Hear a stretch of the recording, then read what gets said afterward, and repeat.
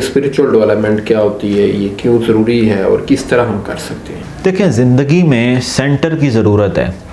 یعنی سینٹر کے بنا میں کیا سوچوں، میں کس کیریئر کا انتخاب کروں، میں زندگی کیسے گزاروں، کیسے کا جواب وائے کو ڈھونڈے بغیر نہیں مل سکتا. اور وائے کے بارے میں سینٹر بتا سکتا ہے. یعنی میں کیوں پیدا ہوا ہوں یہ بنانے والا بہتر بتا سکتا ہے نا. یعنی میں خود جو کریشن ہے، یعنی ایک مشین آپ بنائیں اور مشین خود یہ کہہ دے کہ میں کیوں بنی ہوں، تو یہ حق ہے بنانے والے کا. یہ وہ جانتا ہے میں نے یہ کیوں بنائی ہے. تو پہلی بات تو یہ ہے کہ ہر آدمی کو سینٹر سے رابطہ کرنے کی ضرورت ہے، سبھی کو. کیونکہ میں اگر اپنی عقل کو کل سمجھوں گا تو ہم اپنی عقل سے بڑھ کے تو کچھ سوچ نہیں سکتے. جب ہماری عقل کی حدود ہیں اور ہماری باڈی کی حدود ہیں، ہماری تو ہر چیز حد میں ہے، تو ہم ان سوالوں کے جواب کہاں سے لائیں جو ان حدود سے باہر ہیں؟ ہم وہ اصول کہاں سے پتہ لگائیں جو عقل میں آتے ہی نہیں ہیں؟ ہم ان معاملات کا کیسے پتہ لگائیں کہ مرنے کے بعد کیا ہوگا؟ ہماری جو عقل ہے وہ ہر چیز کے بارے میں تو جواب نہیں دیتی. اگر میں یہ چاہوں کہ میں اپنی عقل سے پوچھوں گا، وہ ایک باغ ہے، اس میں ایک پھل ہے، میں خود کھا کے ایکسپیرینس کر کے دیکھوں گا کہ وہ کھانا چاہیے کہ نہیں، یہ باتیں خود دیکھیں. وہ اس میں زہر ہوا، آپ تو مر گئے، تو جو اس سے سیکھا وہ اپلائی کب کریں گے؟ آپ تو رہے ہی نہیں. ہمیں بتائیں گے کیسے کس میں زہر تھا. یہ بڑا امپورٹنٹ پارٹ جس کی طرف اشارہ کیا آپ نے کہ ہماری لائف کو جو مقصدیت، جو آبجیکٹیوٹی ہے، وہ یہ سول کی کیٹیگری سے ملتی ہے. بالکل ایسے ہی. ابھی ہم اس کو ریلیٹ بھی کرتے ہیں کہ یعنی ہماری جو لائف ہے وہ ایک اسپریچول بینگ ہے، وہ ایک روح ہے، اور جس کا اظہار ایک جسمانی شکل میں ہوا ہے، جس میں مائنڈ انوالو ہوا ہے، ایموشن انوالو ہوئے، باڈی انوالو ہوئی. تو ہمیں اس اسپرٹ یعنی اس لائف کی جو ڈکٹیشن لینی ہے، جو حدود لینی ہے، جو پیراڈائم لینا ہے، جو اصول لینے ہیں، جس سے ساری برانچز کو پانی ملنا ہے، دماغ کو بھی، ایموشن کو بھی، باڈی کو بھی. اس کے لیے ہمیں سب سے پہلے مینوفیکچرر تک جانا ہے، جو کہ ہمارا کریٹر ہے، گاڈ ہے، خدا ہے. اب جب ہم اس تک آتے ہیں تو ہمیں وہاں سے پتہ چلتے ہیں کہ یہ اصول ہیں، اس کے تابع ہم نے لانا ہے. سینٹر کی امپورٹنس لائف میں یہ ہے کہ سینٹر کے بغیر آپ سیکیور فیل نہیں کرتے. یعنی اگر سینٹر کیا ہے؟ دیکھیں، سینٹر ہماری اس لائف میں اسپرٹ ہے، لیکن اسپرٹ کو از خود ایک سینٹر چاہیے. جی. وہ اگر ہم کہیں ٹائم لیس پرنسپلز ہیں، تو پرنسپلز کو بنانے والا کون ہے؟ وہ گاڈ ہے، وہ خدا ہے. یعنی خدا نے یہ اسپرٹس پیدا کیا نا. ہماری پہلے ایک کریشن ہو چکی ہے جس میں ہم ایک اسپریچول بینگ تھے، پھر اس دنیا میں آئے، اس عالم اجسام میں آئے، تو یہاں ہم نے ایک فزیکل شکل پائی، ایک فزیکل شیپ ملی ہمیں. تو اب ہم نے ادھر سے ہی یہ پوچھنا ہے، وہ اصول جو مین میڈ نہیں ہیں، کسی موٹیویشنل اسپیکر نے نہیں بنائے، کسی رائٹر نے نہیں طے کیے، وہ ٹائم لیس ہیں، وہ باؤنڈری لیس ہیں. اور یہ پرنسپل ہمیں بتائیں گے کہاں غصہ کرنا ہے، کہاں نہیں کرنا ہے، کہاں سیکریفائس کرنا ہے، کہاں نہیں. یہ ہمارے مدد کرنی ہے، کہاں نہیں کرنی، کیا دہشت گردوں کی اور نا انصافی کی اور ظلم کرنے والے کی مدد کرنی ہے، یا جو مظلوم ہے اس کی مدد کرنی ہے، غریب کی مدد کرنی ہے. یہ کائناتی اصول سمجھنے سے سمجھ آتی ہے کہ مظلوم کے ساتھ کھڑے ہونے سے، مجبور کے ساتھ کھڑے ہونے سے، وہ آوازیں جو انہرڈ ہیں، جو آگے نہیں، ان کے ساتھ کھڑے ہونے سے غائبانہ طاقت ملتی ہے. بھائی یہ آدمی، یعنی اس کے لیے کوئی امپیریکل ڈیٹا تو نہیں چاہیے ہوتا، اس کے لیے کوئی عقلی ایویڈنس نہیں چاہیے ہوتا، سائنٹیفک پروف نہیں چاہیے ہوتا. آپ لائف میں کر کے دیکھ لیں. زندگی آپ کو ہزاروں بار آفر کرتی ہے کہ محروم کا ساتھ دے کے دیکھیں. ہم نے چونکہ وہ ساتھ نہیں دیا تو ہمیں وہ سکون نتیجے میں ملا نہیں، پھر ہم اس کو ماننے سے انکار کر دیتے ہیں. یہ پرنسپل ایکچولی ہمیں بتا رہے ہوتے ہیں روٹین کے ایکشن میں رائٹ اور رانگ کا ڈیفرنس. سر ساری چیزوں کا تعین انہی اصولوں کی روشنی میں ہوتا ہے. میں آپ کو مثال دیتا ہوں. آپ لوگوں کے ساتھ میل جول میں ان اصولوں کو نگلیکٹ کر کے دیکھیں، رشتے تباہ ہو جائیں گے. جب بھی رشتے بلڈ کرنے ہیں ان میں یہ اصول کار فرما ہے. مثال کے طور پہ seek first to understand then to be understood. یعنی آپ اگر چاہتے ہیں کہ آپ کو سمجھا جائے تو پہلے آپ اس کو سنیں. اس کو سنے بغیر آپ اسے سمجھ نہیں سکتے. اسے سمجھے بغیر آپ اس کے مطابق اسے رائے نہیں دے سکتے. ہم یہ غلطی روز نہیں کرتے. ہم بندے کو ایک کیریئر میں جانے کا مشورہ دیتے ہیں. ہم کہتے ہیں کیریئر کا سکوپ ہے. اس کیریئر میں بندے کا سکوپ ہے کہ نہیں ہے یہ چیک ہی نہیں کرتے. میں آپ کو آپ کے بچے کے بارے میں مشورہ دے رہا ہوں، اسے ایف ایس سی کے بعد یہ کرائیں، جبکہ میں بچے کو کبھی ملا ہی نہیں. مجھے اس کے مزاج کا بھی نہیں پتا، ذہنی ذہانت کا بھی نہیں پتا، ایپٹیچیوڈ کا بھی نہیں پتا، ایٹیچیوڈ کا بھی نہیں پتا. اور میں اس کے رجحانات کو بھی نہیں جانتا، میں اس کے بنیادی یعنی جو وہ مزاج کا حصہ جو قدرتی ہوتا ہے میں اس کو بھی نہیں جانتا، میں یہ بھی نہیں جانتا کہ میتھ اس کے دماغ میں خود سے چلتا ہے یا وہ کمیونیکیشن میں اچھا ہے، اور میں مشورہ دے کے چلا جاتا ہوں۔ یہ ظلم ہمارے معاشرے میں روز ہوتا ہے، ہم سبھی کرتے ہیں مل کے۔ اب اس کا نقصان کیا ہوتا ہے کہ ان اصولوں کو جب بھی ڈیویٹ کریں گے بندہ ٹوٹ جائے گا۔ دیکھیں اصول اپنی جگہ پہ قائم رہتے ہیں، اصولوں کو ڈیویٹ کرنے والا ٹوٹ جائے گا۔ یوں سمجھ لیں اس کائنات کے اصولوں سے ٹکر لیں گے تو اصولوں کا تو کچھ نہیں جانا، آپ کا کچھ رہنا بھی نہیں ہے، یہ ہے۔ تو اب وہ اصول ہمیں یعنی خدا سے ہی پوچھنے پڑتے ہیں۔ پھر ان اصولوں اچھا کیا ہمارے شعور کا حصہ ہیں وہ اصول؟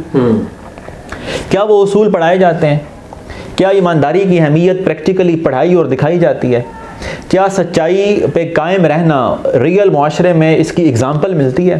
بچے پڑھنے لکھنے ان سے زیادہ جو ان کو دیکھنے کو ملتا ہے وہ اس سے سیکھتے ہیں۔ کیا ان کو یہ چیزیں دیکھنے کو ملتی ہیں؟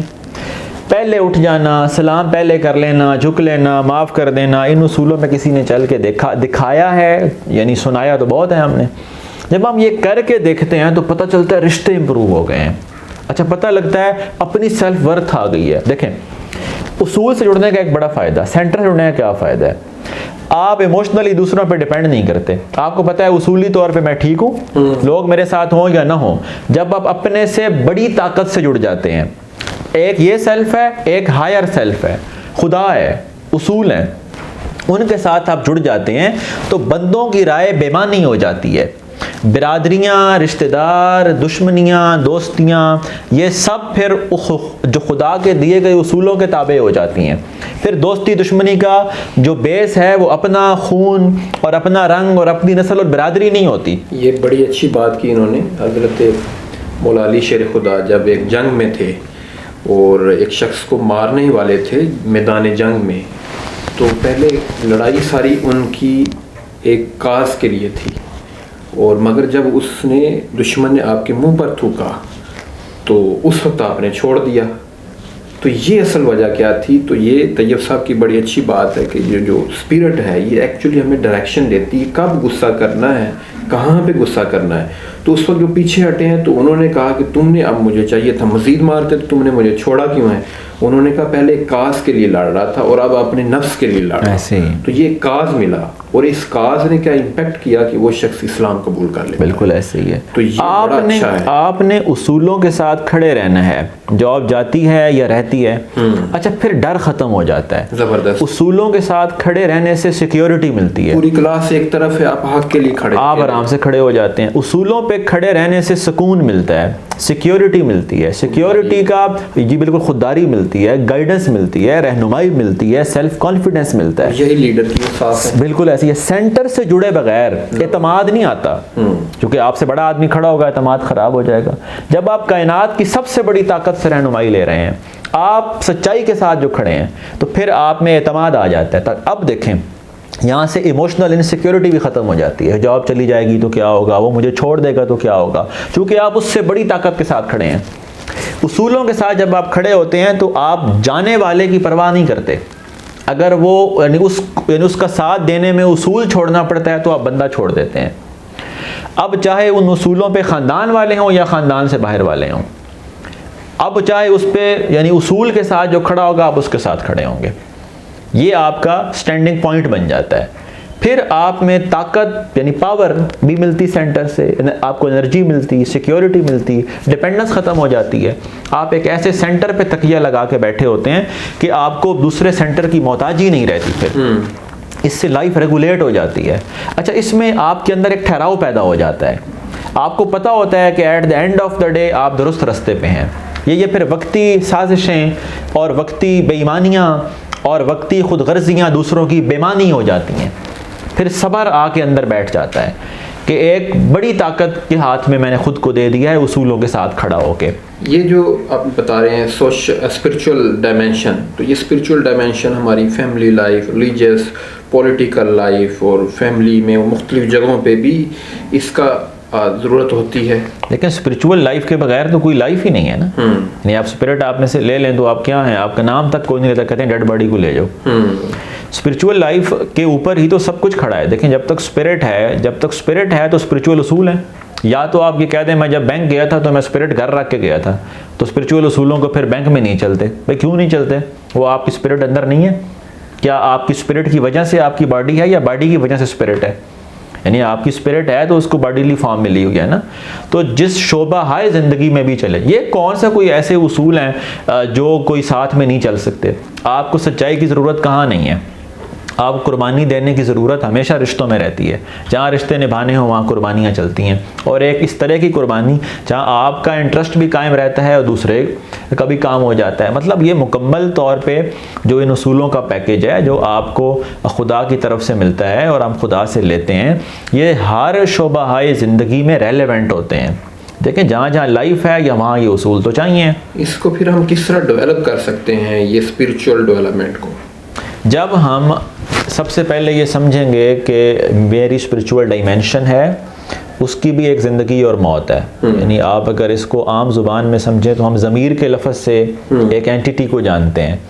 ہم کہتے ہیں کہ میرا ضمیر مر گیا ہے یا میرا ضمیر زندہ ہو گیا ہے, یا ضمیر جب ہم کرپشن کریں اور محسوس نہ ہو, ہم برائی کریں اور محسوس نہ ہو, ہم غلطی کریں اور دل پہ بوجھ نہ بنے, تو ہمیں ایسے لگتا ہے کہ کہیں ضمیر کا جنازہ ہو گیا ہے. اب یہ جو سائن ہیں یہ بتا رہے ہیں کہ اسپریچول زندگی ختم ہو گئی ہے. یہ سائن یہ بتا رہے ہیں کہ اسپریچول ریوائول کی ضرورت ہے. میں اس پہ ایک کوٹیشن ایڈ کر دیتا ہوں. ضرور سر. ایک ٹرک پہ لکھا ہوا تھا جب بندے کا ضمیر اور شطرنج کا وزیر ختم ہو جائے تو بندہ مر جاتا ہے. بالکل ایسے ہی ختم ہو جاتی ہے. سر جی میں اگر انہی اصولوں کی بات کروں تو میں ایک جملہ کہتا ہوتا ہوں کہ جب احساس مر جائے تو انسانیت کا قتل ہو جاتا ہے. یعنی اسپریچول ویلیوز احساس سکھاتی ہیں, لیکن اگر آپ اسپریچول ویلیوز کو نکالیں تو معاشرہ یہ کہہ رہا ہے کہ آپ اپنا الو سیدھا کریں, آپ کو کیا لگے باقی کیا کر رہے ہیں. یہ سوچ معاشرے میں اس وقت, یعنی اس کا بیج بہت کامنلی میسر ہے, ہر بندہ کہتا ہوا ملے گا. لوگ خود یہ کہتے ہیں کہ آپ نے ان کو یہاں بٹھا لیا یہ آپ کے گلے پڑ جائے گا, آپ کسی کو ہاتھ نہ پکڑائیں وہ پورا بازو ہی پکڑ لیتا ہے. یہ کیسے جملے ہم معاشرے میں بول رہے ہیں؟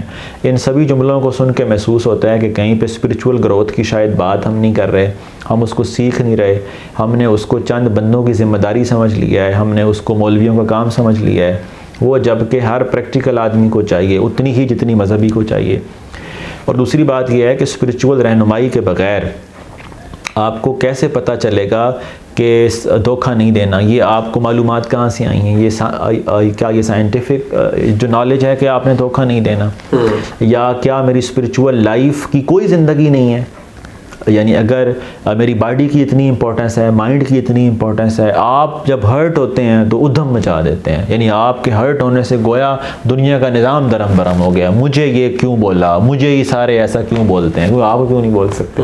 جب بڑوں کو بول سکتے ہیں تو میں اور آپ کون ہے یار.